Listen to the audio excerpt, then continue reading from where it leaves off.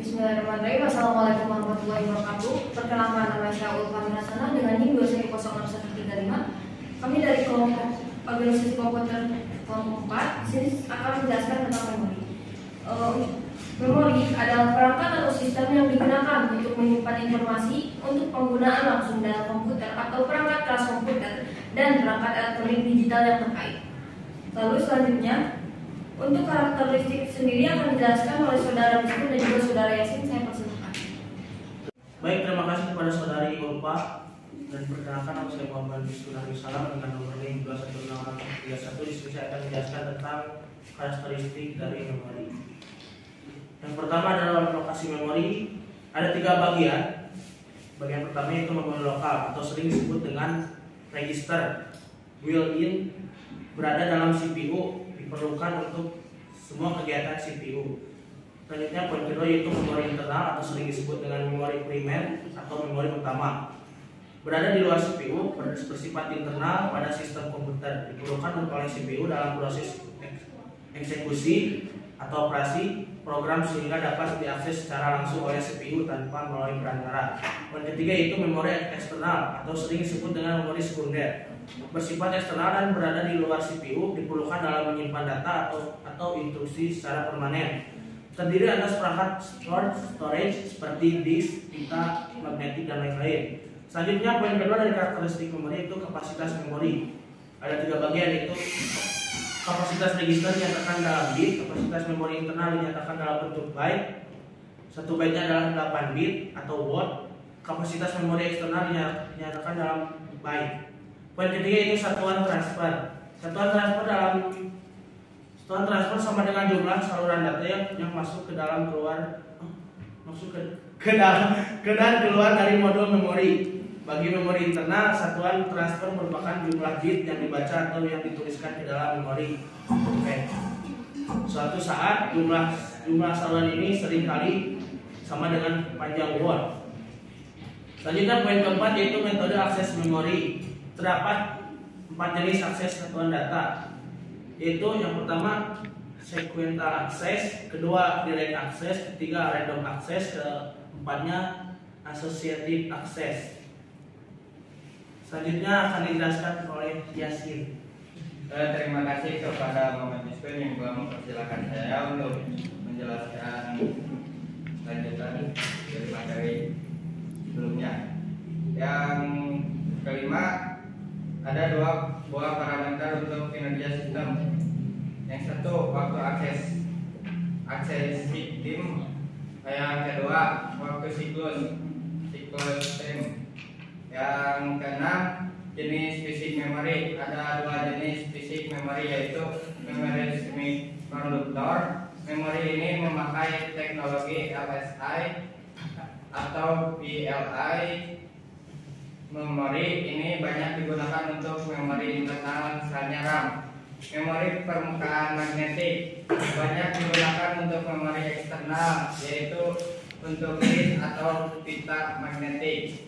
Untuk yang ketujuh, karakteristik fisik memori ada 2, yaitu memori volatile dan non volatile. Untuk 8, organisasi. Organisasi adalah peraturan bit dalam menyusun word secara fisik. Hierarki memori. Semakin kecil waktu akses, semakin besar harga per bit. Semakin besar kapasitas, semakin kecil harga per bit. Semakin besar kapasitas, semakin besar waktu akses. Untuk kinerja yang optimal diperlukan kombinasi teknologi komponen memori. Untuk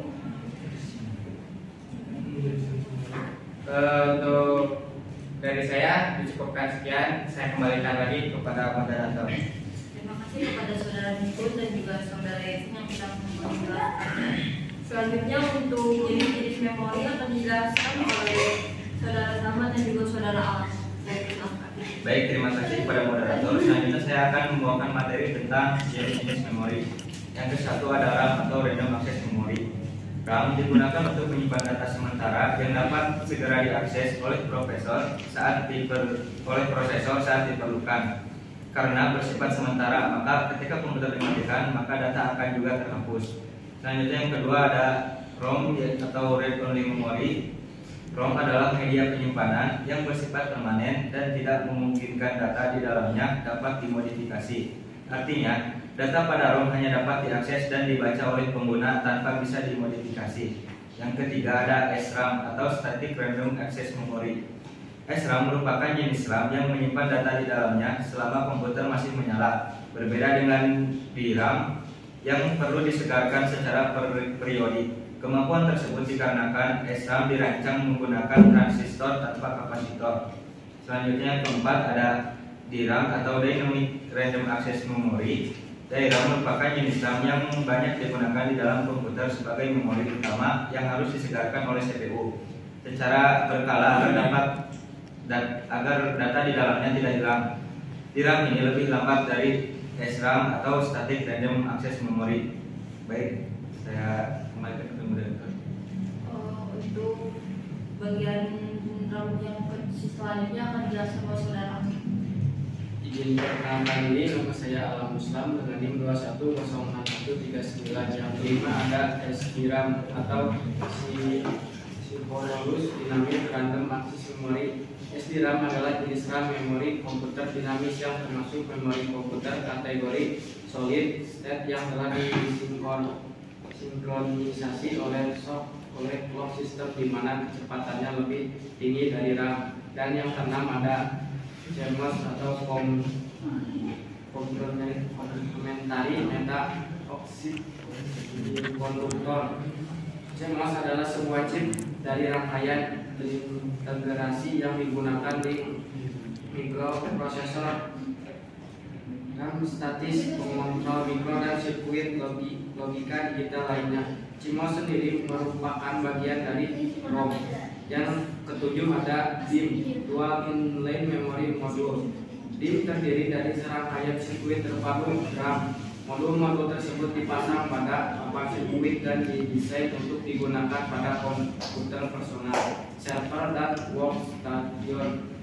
Dan yang kedelapan ada cache memory. Cache memory merupakan memori yang berukuran kecil, bersifat sementara, dan berkecepatan tinggi yang digunakan untuk menyimpan data ataupun instruksi yang sering diakses. Sekian dari saya. Terima kasih kepada Kang Salman dan juga saudara yang sudah menjelaskannya. Selanjutnya untuk kesimpulan dari pembahasan kami sendiri akan dijelaskan oleh saudara Soleh. Saya persilakan. Baik, izin memperkenalkan diri. Nama saya Soleh, NIM 2106142. Di sini saya akan menarik kesimpulan apa yang tadi kelompok kami jelaskan. Dapat disimpulkan bahwa di komputer terdapat berbagai jenis memori yang sangat menunjang kerja sistem komputer. Memori dalam komputer sangat berguna. Semakin besar kapasitas memori dalam komputer, maka akan semakin tinggi kecepatannya. Sekian, mungkin saya kembalikan lagi kepada moderator. Mungkin sekian yang dapat kami presentasikan. Mohon maaf apabila ada kesalahan. Wassalamualaikum warahmatullahi wabarakatuh.